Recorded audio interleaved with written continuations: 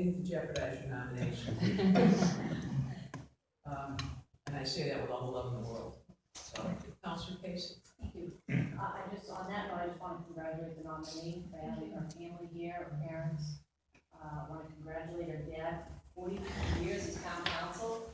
So, Yeah. how many selectmen You're do the they have out smartest. there? I can't count them all, but I'm sure there are many of them. Is it three or five member board? Used to be 3, now it's 5. I was on the board in Oxford for 10 years, and I always had a soft spot for town council when they would come in and try to explain to the members who were not all lawyers. Some of them were, you know, from different trades for sure. You know, the dynamics of a contract with the cops or some liabilities the town was going through and what made sense and what didn't. So hats off to you for 42 years. Thank you. So that must say a lot about your daughter's patience. I just have a few questions. I reviewed all your materials, and to echo the sentiments of my colleague, Brian Eller, and my other colleagues, you have a great advocate, your home counselor. She reached out right away. You know, I think she said, you know, this nominee is a no-brainer. So, you know, for some of us, that's important to hear. I just have a few questions. I know you did a lot of grand jury work in reviewing your materials. What's your opinion, having done that work for a number of years, what's your opinion of our grand jury process? You've heard the adage, we can indict a ham sandwich. What's your opinion about the grand jury? Asked and answered. Council Juvenile with the. I don't hear it. Is that an objection? Yeah, I'll move on. I think it was a ruling, to tell you the truth. No, I believe in it. I think it's another way for the public to serve. You know, there's the petite juries, and then there's the grand jury, and I think it's. I would encourage anyone who gets a notice to not to try to put it off, to go and do it. I think it allows them to provide a service and to be part of the system.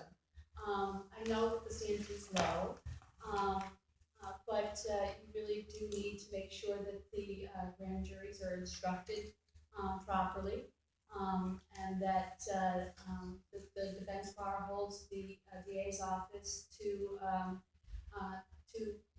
the due process, to protect the due process rights of the defendant, and make sure that exculpatory evidence is also offered to the grand jury.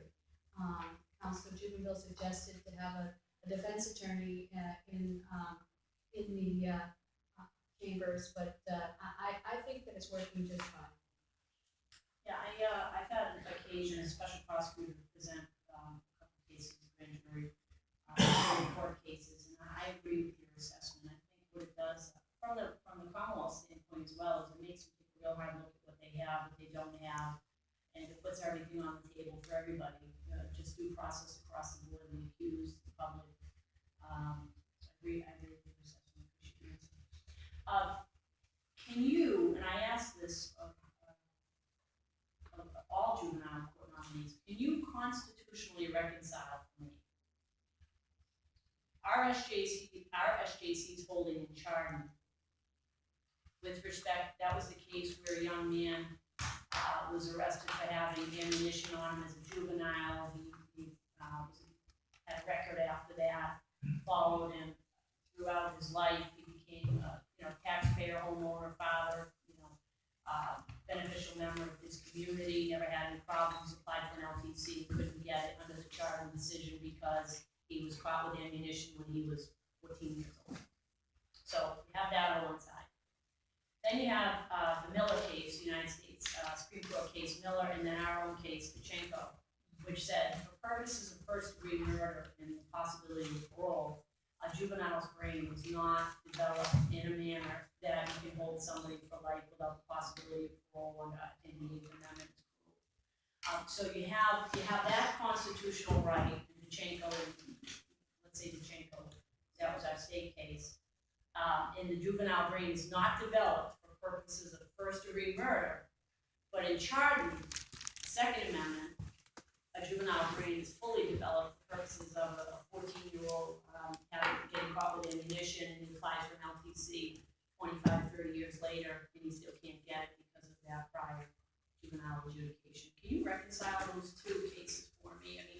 brain is developed or it isn't, either you're pregnant or you're not, right? I mean, am I missing something? I went to public school too, so I don't know what to say. It's obviously not a straight line, I don't understand it either. If you are going to say that, adolescent brain is not fully developed, until, let's say, mid-20s, how do you hold that against, an adult for a 14-year-old mistake? I think that, perhaps there has to be some sort of, I know that the law was just recently changed, but I don't know that, these things were considered. I believe it was changed in 2015.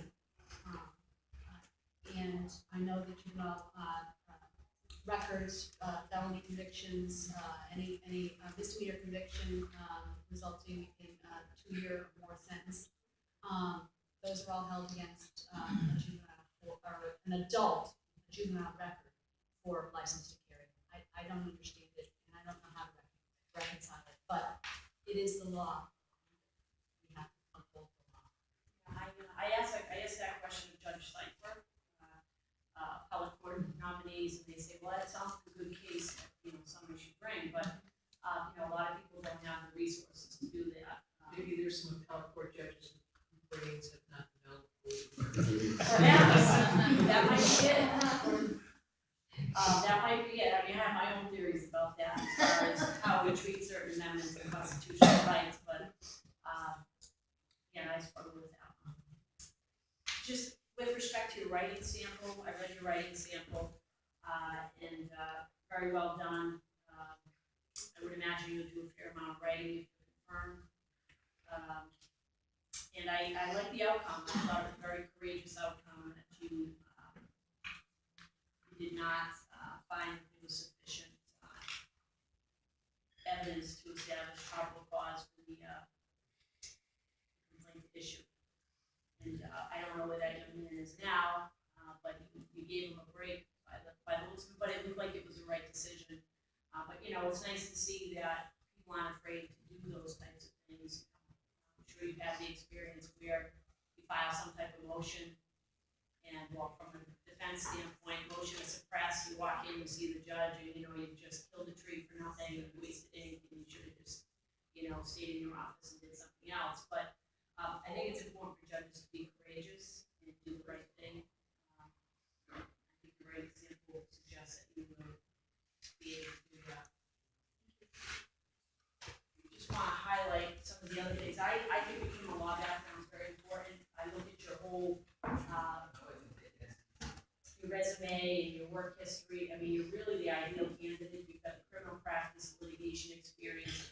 You fully understand the juvenile court. You're not a nominee for us to, preside in a court that they've never stepped foot in. Believe it or not, that's happened. That's, that's a tough call for the council. I mean, you understand the mission of the court, but you also understand the practical workings of the court, which I think will make you a highly efficient justice, when this council votes on your nomination next week. So I don't have anything else. You seem like a remarkable person. I read about some of your health issues and what you've overcome, and you obviously have a very beautiful family.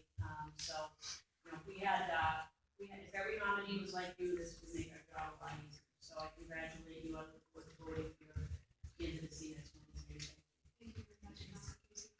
All right, is there anyone else who wishes to speak in favor of this nominee? All right. Is there anyone who wishes to speak in opposition to this nominee?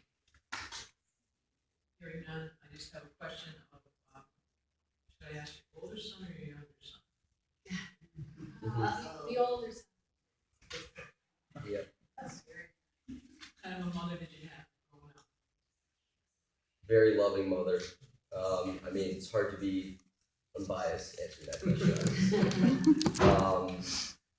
And I think there was some question raised earlier that said that basically asked kind of how she treated the two of us. I do have to say, I always felt like the younger guy got a little bit more favorable treatment. He was the baby. But I understand how that goes. Now we know the truth. Yeah. But just the sweetest person that I know, and love her so much, and just very proud of her for being here, for 100%. Been trying to get her to step up and try to do this for a number of years, so we're very proud of her, and we think that she'll do an excellent job. And you acted up, misbehaved. Who was the disciplinarian? Well, if it was, Don't say you never misbehaved. that's the good answer, right? I mean, our dad did a lot of the discipline, but my mom stepped in for sure. I mean, he wasn't always around, so there had to be someone to be doling out some discipline stuff. She did, yeah. Yep. She wasn't afraid to pass judgment on you. Yeah, no, she wasn't.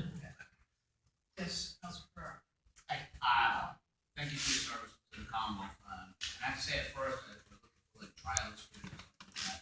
But after I had done talking to the council, looking through all of this stuff, you've done remarkable things in 20 years. So thank you for your service as a clerk magistrate and also as a former DA. As a former police chief, I appreciate what your dad did. Hopefully he kept the police chief out of trouble for all those years. I'll be voting for you based on the incredible things that Councilor Curley told me. Said you'd be fine.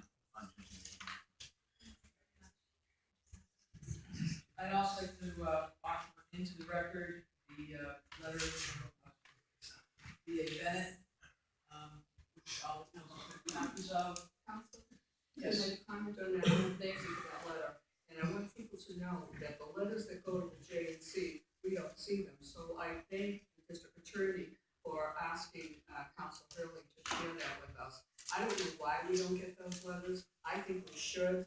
I tried, so I'm telling all of you. So if you can give the message that the Governor's Council should get the letters of recommendation that are sent to the JNC. I don't know why we don't. But thank you, I appreciate that. Thank you. All right. Any further questions, comments? It goes without saying, I've known the Ryan family for 4 years, I'm going to admit. Kelly's reputation in the DA's office, as well as an assistant clerk in the juvenile court, has always been outstanding. The nice thing is when you first get into the business, you're Eddie Ryan's father, or Eddie Hurley's daughter, Eddie Hurley's daughter, or Eddie Ryan's daughter. And by the time you get through doing what you do, he's Kelli DiLisio's father. Yeah. So, and it also, I would also be remiss if I didn't mention the most important member of the Ryan family, and that's your mother, Priscilla, who's the glue that kept you folks together in terms of your dedication to public service and to service as teachers and administrators for the jail, Hampton County Jail. And anybody who keeps Eddie Ryan in line for all these years deserves a medal. So, without further ado, I knew you were the most important one. I'm going to adjourn this meeting. We're going to have an assembly at 12 o'clock for the Lieutenant Governor. However, between now and then, I would seriously suggest everybody walks out the door and is so glad to get out of here. It's unbelievable. But you've got a few minutes if you want to take some photos here. Family members, everybody's got cell phones. You can put it back on now if you want to take some pictures of mom in the hot seat, or with other people around you. Please feel free. Here's adjourned. Yeah. Oh, of course.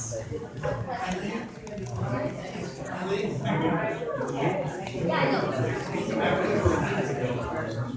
Oh.